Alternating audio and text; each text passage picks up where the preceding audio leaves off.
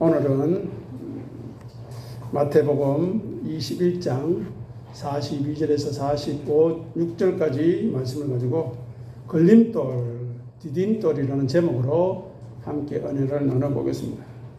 지금 이 시간 전하는 여러분들에게 한 사람의 청년을 소개하고 싶습니다. 이 청년은 불행하게도 태어날 때 가난한 집에, 비천한 집에 태어났습니다. 돈이 없으니 교육을 받을 수가 없었습니다. 또 돈이 없으니 아무것도 자기 개발을 할 수가 없었습니다. 아버지는 당시 사람들이 비천하게 여겼던 목수였습니다. 지금은 다른데요. 예전에는 자기들의 일상생활을 다 공급해주는 귀한 일을 하고 있는데도 천시가 했다는 것입니다. 요즘도 마찬가지 아닙니까?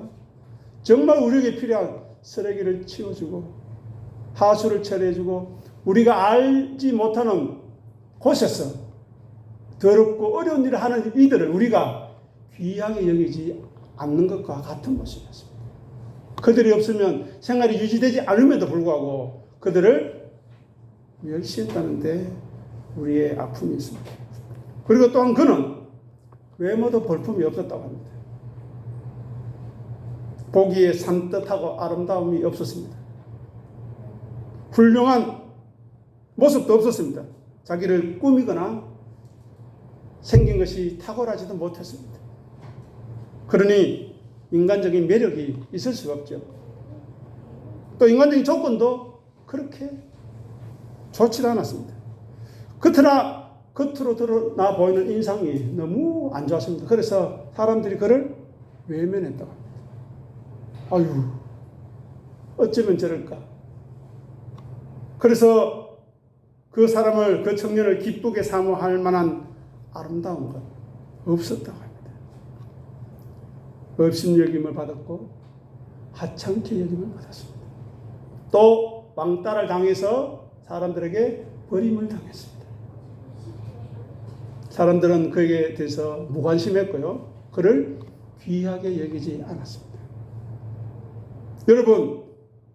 여러분이, 아니 우리 한 사람 한 사람이 그런 삶의 조건을 타고났다면 어떻게 했을까요? 비관했겠습니까? 더러운 이 세상 망해라 저주했겠습니까? 도대체 우리들은 그런 조건을 가지고 이 땅에 태어났다면 도대체 무엇을 할 수 있었겠는가 하는 것입니다. 어떻습니까? 다행히 그렇지 않아서 다행이십니까? 그런데 이 청년이 놀랍게도 30세 되던 해에 한마디 선포를 합니다. 때가 찼고 하나님 나라가 가까웠으니 회개하고 복음을 믿으라. 그 청년은 바로 30세, 갓 30세 된 예수라는 청년이었습니다. 그런데 예수라는 이름은 당시에 흔한 이름이었습니다. 우리처럼 우리 옛날에 철수 이런 영희 맞습니다. 그런 이름처럼 흔한 이름이었습니다. 그런데 가진 것 없죠. 배운 것 없죠. 볼품 없죠. 아니 사람을 무시를 받아서 천대받는 사람이 이상한 소리를 합니다. 때가 찼고 하나님 나라가 가까웠으니 회개하고 복음을 믿으라는 것입니다. 자, 그러면 오늘 본문의 말씀에도 나왔지만 이 말씀을 들은 대상이 누구였습니까? 한번 본문 보십시오. 21장 45절 한번 보십시오. 대제사장들과 바리새인들이 예수의 비유를 듣고 누군지 알고요? 야가 나이도 얼마 안 됐는지 욕하네, 비웃네, 이렇게 이야기합니다. 자, 당시 이스라엘 백성들에게 있어서 즉 400년 동안이라는 흑암기를 지나고 있었던 때입니다. 선지자도 보내지 않았고요. 말라기 선지자 이후에 예수님이 오시기까지 400년이나 동안 남북에서 강대국들이 오르락내리락 하면서 이스라엘을 짓밟아서 처참하게 무너진 상황이었습니다. 경제도 사회도 종교도 제대로 선 것이 없습니다. 마치 오늘날 우크라이나나 전쟁을 가자 지구라 어떻습니까? 지옥 그런 지옥이 없습니다. 또 어른들 중에서는 전쟁을 겪어본 어른들이 있지 않습니까? 전쟁하면 몸서리 치지 않습니까? 그런 상황이 지금 이스라엘 백성 가운데 벌어지고 있는데 한 청년이 이상한 소리를 하고 있습니다. 그런데 대제사장들과 바리새인들과 서기관들과 율법학자들이 그 소리를 듣고 어떠했겠는가 하는 것입니다. 솔깃했을까요? 어떻게 생각하십니까?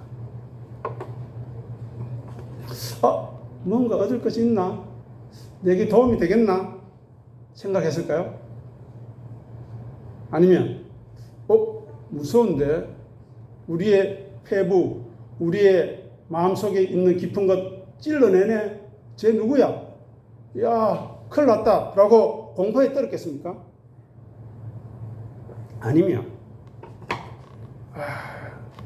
우리가 이제까지 하나님 앞에 잘못 살았어요. 산다고 살았는데 죄만 짓고 살았으니 이제 어떻게 하면 좋을까 고민했겠습니까? 경건한 고민.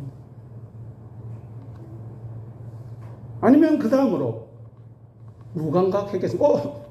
뭐야, 아무것도 없는 것이, 아무것도 아닌 것이 저 뭐지?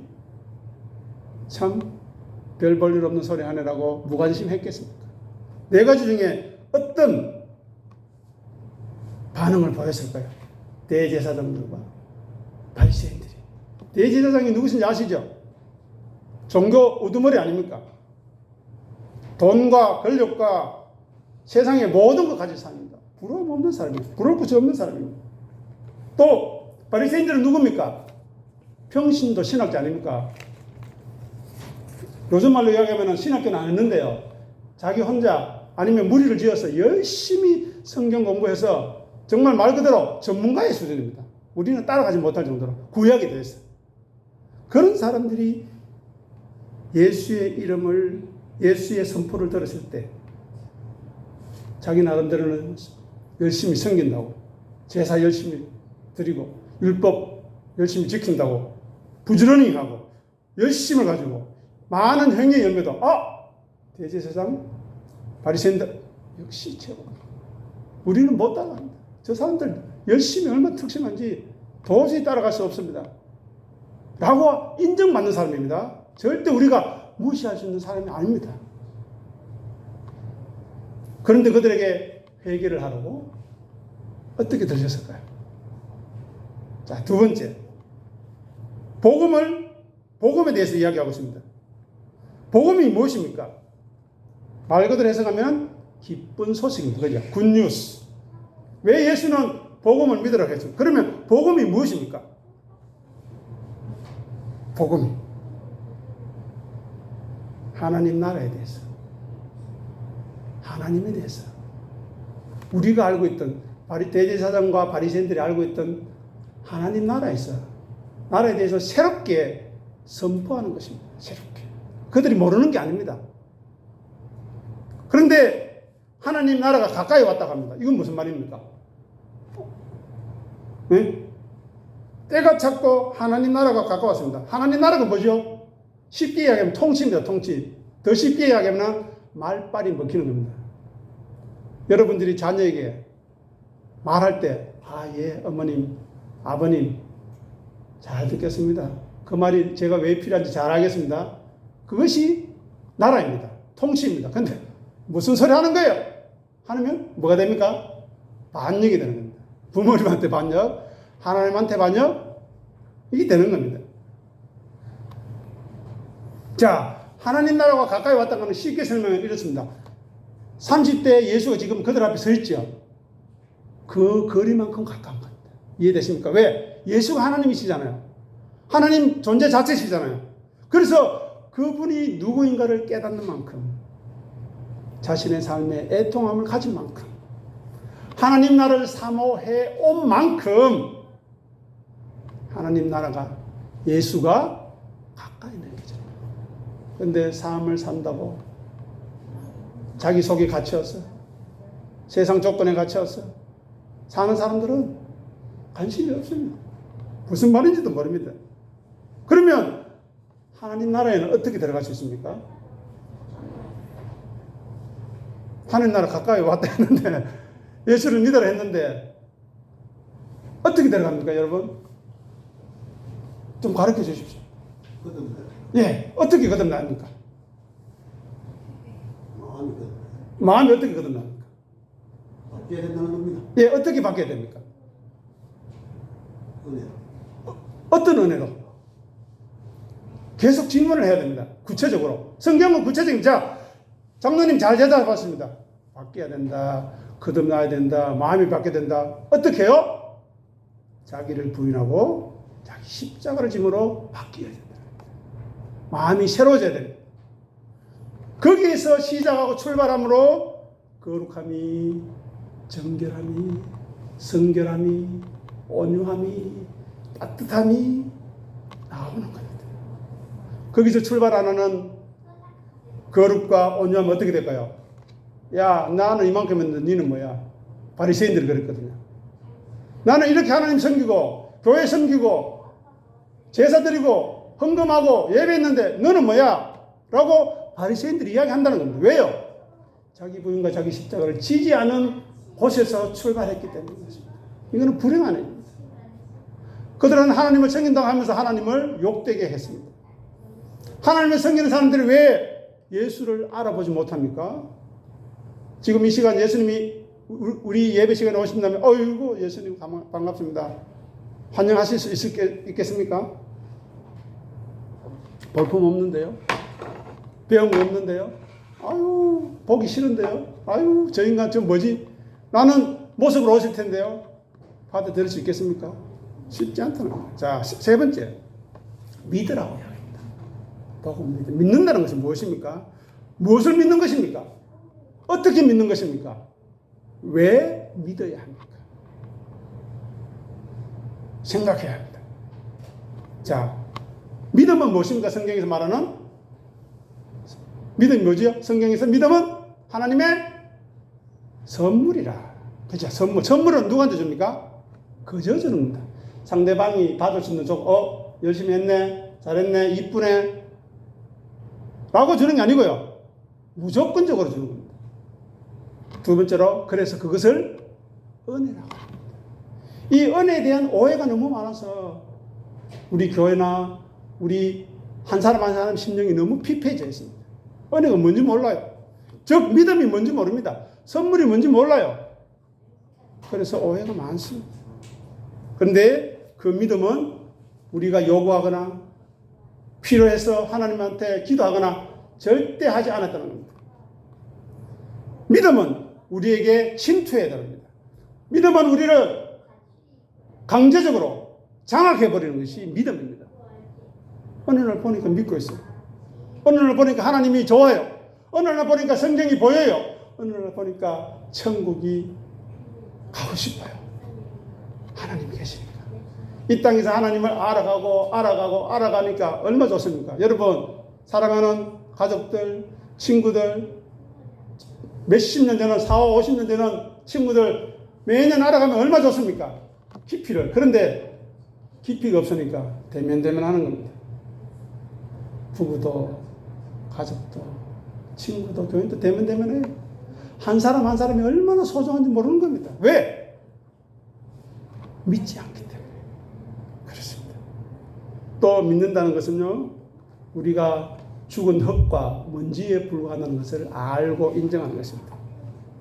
우리는 하나님 앞에서 다 죽어야 될 아무런 능력도 없고 무가치한 시체와 같은 쓰레기와 같은 존재임을 알고 인정하는 그곳에 하나님의 은혜가 임합니다.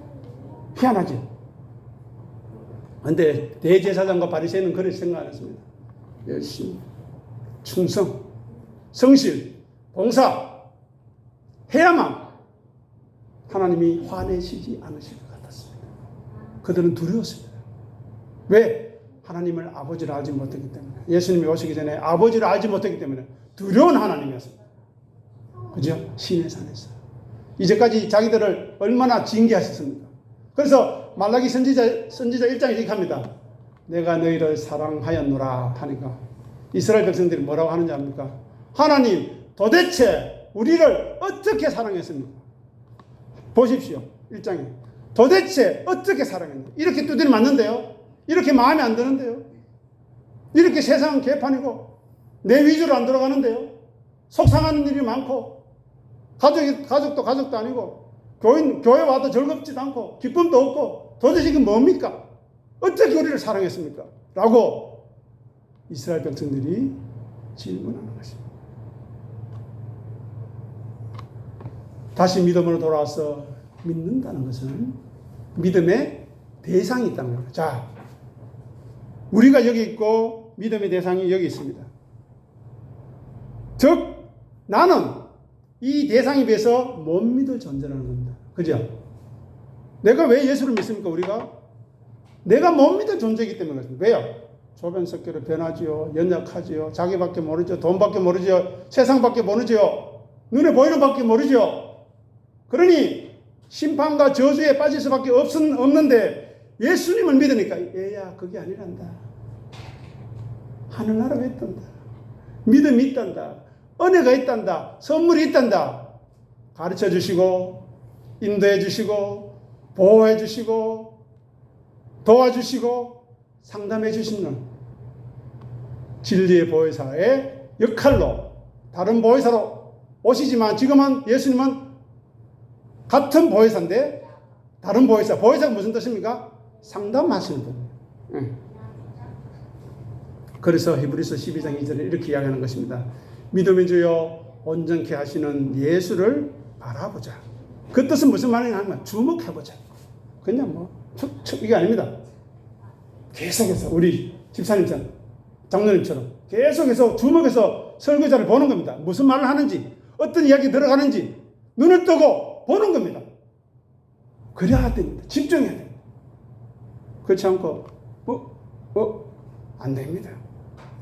그는 앞에 있는 기쁨을 위해서 하나님 나라를 위해서 십자가를 참으셨습니다. 십자가가 무엇입니까?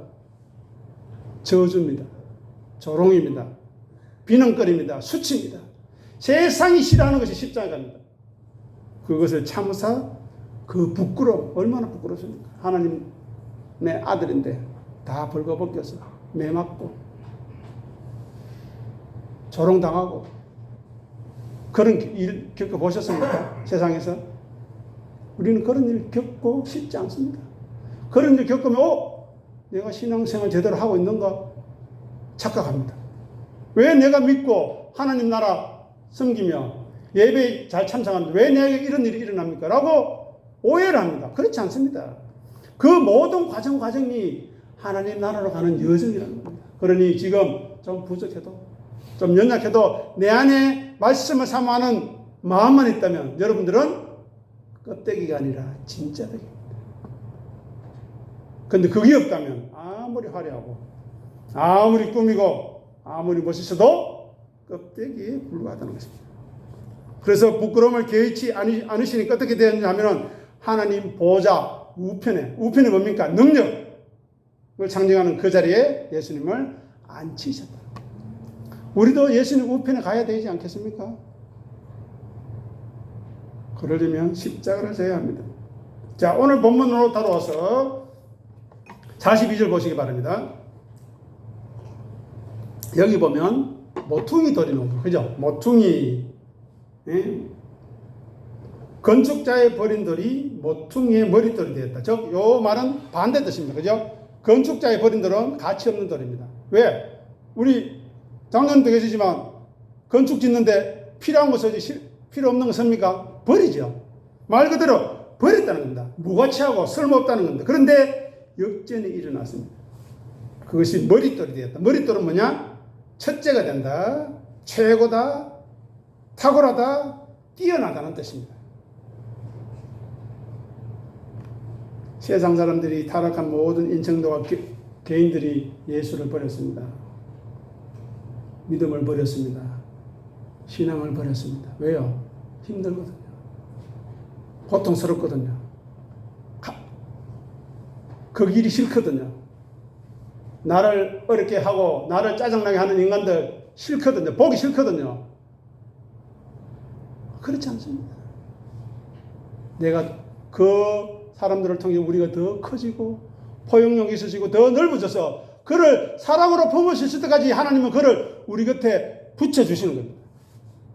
어떻게 하라고요? 하나님, 저는 사랑할 수 없는데 왜 이럽니까? 사랑하게 해주십시오. 도와주십시오.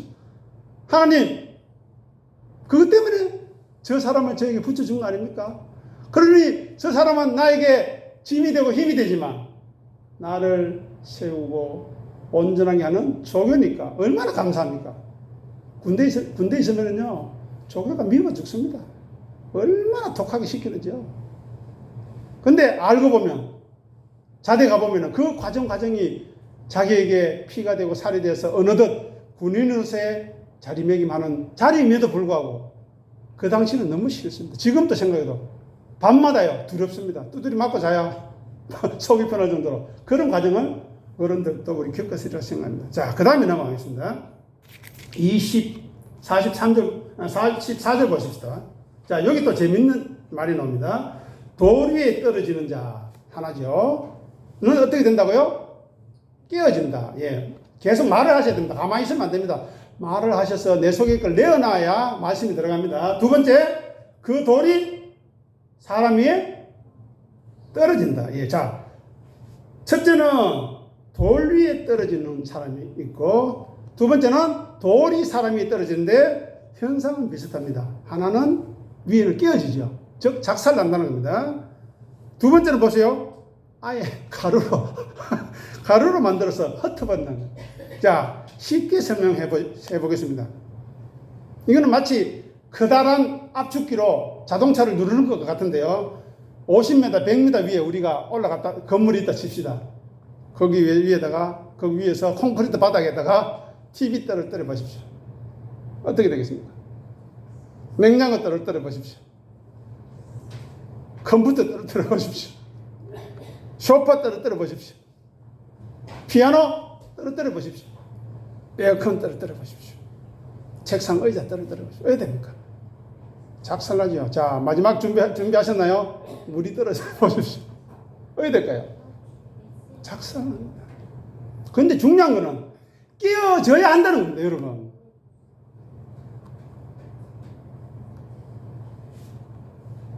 어설프게 살아서는 안 됩니다.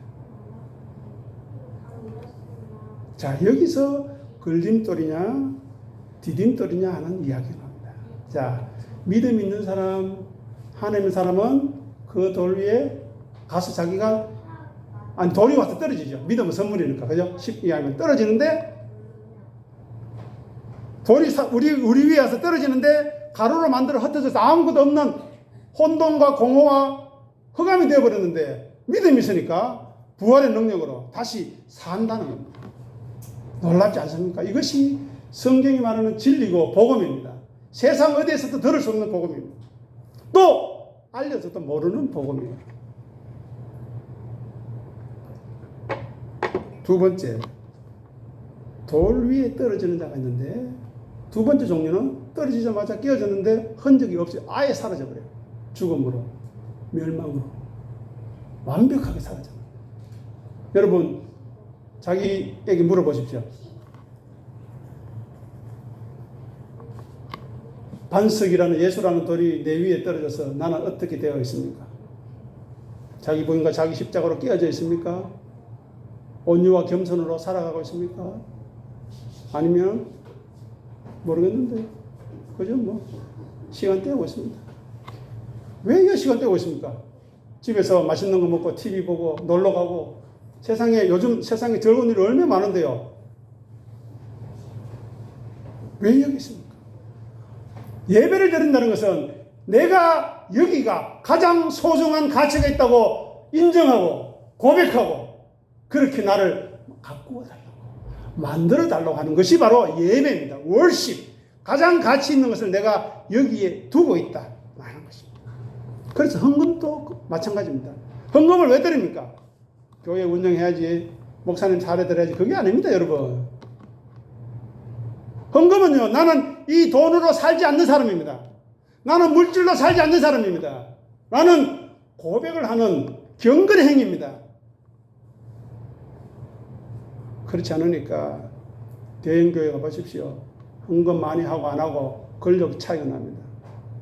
너무 웃기지 않습니까? 그리고 헌금 못하는 사람은 눈을 못 뜹니다. 민망스러워서. 근데 예수님은 뭐라고 했습니까? 가부의 두 렛돈 귀하게 보시는 주님이십니다. 그가 자기의 모든 것을 드립니다. 그게 무슨 말입니까? 내 모든 걸 드려도 아깝지 않은 하나님.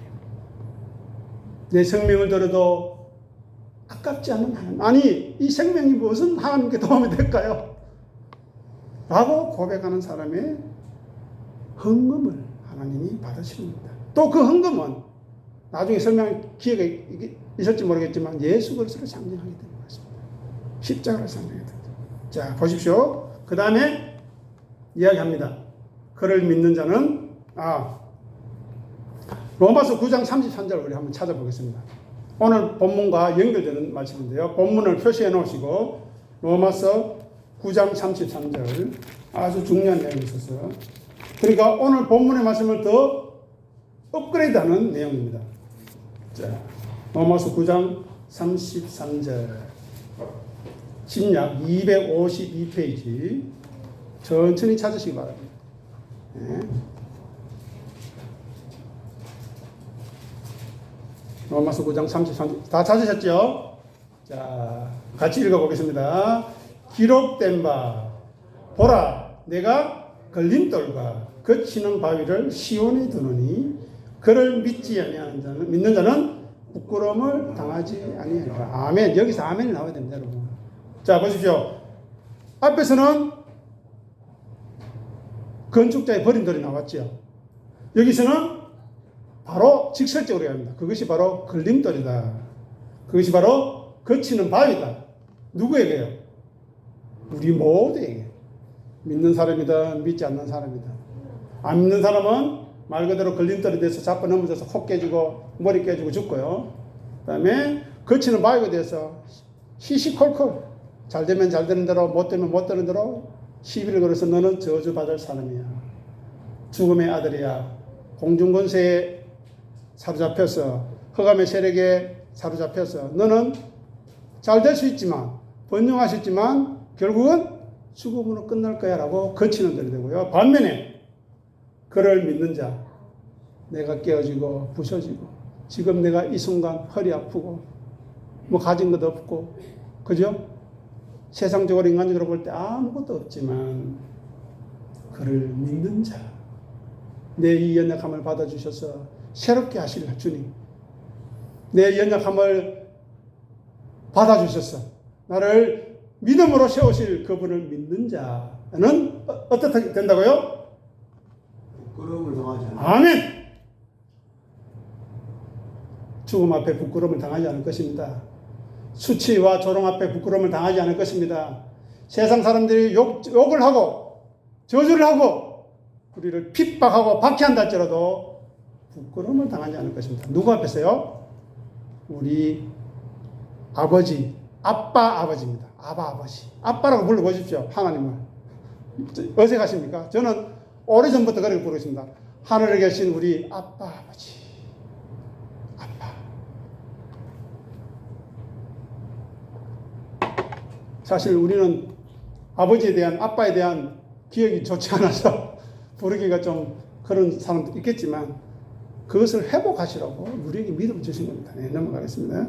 자, 그래서 그 모퉁이 돌은 거치는 돌과 걸림돌은 비움과 낮춤의 돌입니다.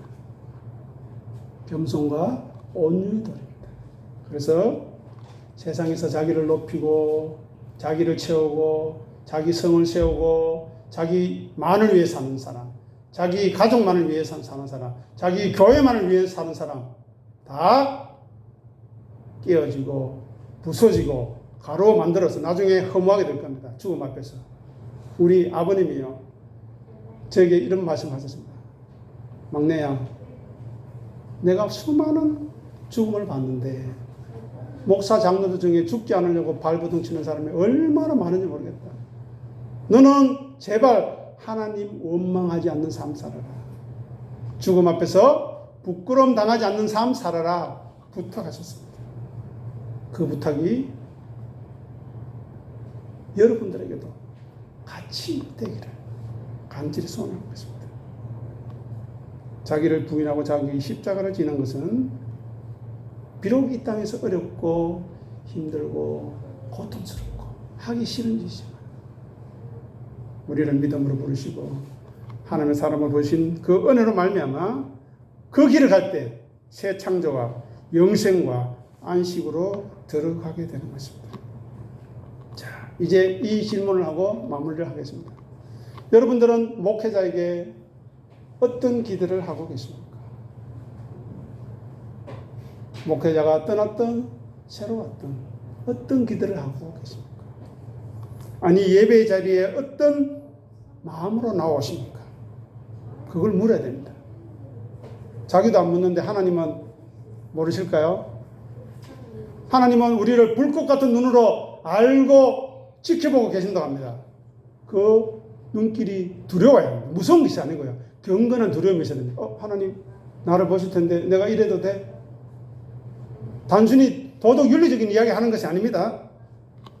설교를 통해서 무엇을 기대하십니까? 목회자의 설교가 여러분들에게 걸림돌이 되시겠습니까? 디딤돌이 되시겠습니까? 거치는 돌이 되겠습니까? 어떤 돌이 되겠습니까? 여러분에게 달려있습니다. 예수님은 말씀하셨습니다. 내 입에서 나오는 그 말이 너희를 심판하리라. 지금 제가 전하는 말씀이 하나님의 말씀이라면 이 말씀이 우리 모두를 심판하십니다. 저를 포함해서. 그러니 우리는 예수 그리스도를 더 알게 되기를 소원해야 합니다. 예수를 알게 되면 어떻게 될까요? 낮아지겠죠. 왜요? 예수님 엄청 낮아지셨잖아요. 하나님과 본체신데 그것을 비우시고 사람의 모양을 입고 온 자체가 고난입니다. 그죠? 여러분 한번 생각해 주십시오. 모세가 나중에 할까요? 여러분들이 지금 왕비고 조선시대 한번 들어가 볼까요? 왕비고 왕자고 공주고 우리 장로님은 대왕이라 하십시다. 전부 다 장로님 부대가 집사님도. 그런데 무슨 일인지 모르는데 다 내려놓으래요. 왕관 벗어야 되고 옷 벗어야 되고 허연 옷, 서민 옷, 누더기 옷 입고 진수성찬 먹다가 누룽지도 못 먹게 생겼습니다. 그렇게 하면 어떻게 하겠습니까? 말 그대로 비참해지는 겁니다. 그런데 그 속에서 믿음 있는 사람은 진가를 발휘하는 겁니다. 내가 빈부에 처할 줄 알고 빈궁에 처할 줄 알고 부함에도 처할 줄 알고 강함에도 처할 줄 알고 약함에도 처할 줄 알고 병들어도 감사하고 건강에도 감사하고 모든 일체의 비결을 배울 수 있는 겁니다. 자, 그리고 예배에 나올 때마다 말씀 들을 때마다 성경에 대한 이해가 더 깊어졌습니까? 질문하는 겁니다. 그리고 하나님 나라가 더 가까워졌습니까? 하나님 나라가 지금 여러분 눈에 보이십니까? 경험하고 계십니까? 이 땅에서 하나님이 누구신지 모르는데 천국에 가서 하나님 알아가겠다. 안 됩니다, 여러분. 여기서 친해져 가야 됩니다. 여기서 안 친한데 어떻게 하나님 나라 가서 친해지려고요? 절대 안 됩니다.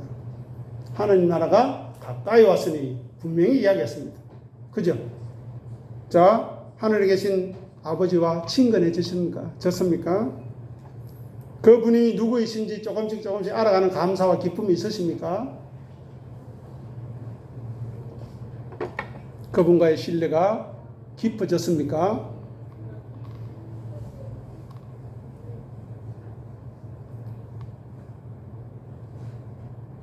성령 하나님의 도우심으로, 인도하심으로, 위로하심으로, 상담하심으로 진리의 말씀을 더 가까이 하고 계십니까? 그렇다면 30년, 40년 됐으면 우리는 장로님들한테 가서 배워야 됩니다. 왜요? 그만큼 말씀의 깊이가 있고 인생의 깊이가 있으니까 배워야 됩니다. 집사님한테 가서 배워야 됩니다. 저는 배우고 싶습니다. 듣고 싶습니다. 그런데 문제는 뭐냐 하면은 들을 말씀이 없다는 거예요. 이 얼마나 큰 오해고 이 얼마나 잘못된 신앙생활입니까? 회개해야 합니다. 돌이켜야 합니다. 그렇지 않고는 우리는 하나님의 은혜의 때가 마감되는 순간 산이여 바위여 내 위에 덮쳐서 하나님의 영광을 보지 않게 하라. 그런 말을 하게 될 겁니다. 때가 오기 전에 돌이켜야 합니다. 자기 부인과 자기 십자가를 짐으로 말씀 묵상하고 하루하루 살아가는 그분에게 변화가 있습니다. 신앙의 깊이가 있습니다. 들을 말이 있습니다. 한 단어에 들을 말이 있습니다. 어떤 분이 이런 이야기 했습니다. 나는 껍데기입니다. 왜 껍데기입니까? 본인은 이야기합니다. 나는 껍데기인데 그래도 내게 주어진 믿음이 있어서 진실하게 내가 해야 할 일, 내가 할 수 있는 일 조용하게 하겠습니다. 저를 알아주지 않아도 됩니다. 저는 조용하게 겸손히 섬기겠습니다. 그게 껍데기입니까? 그건 알고이죠.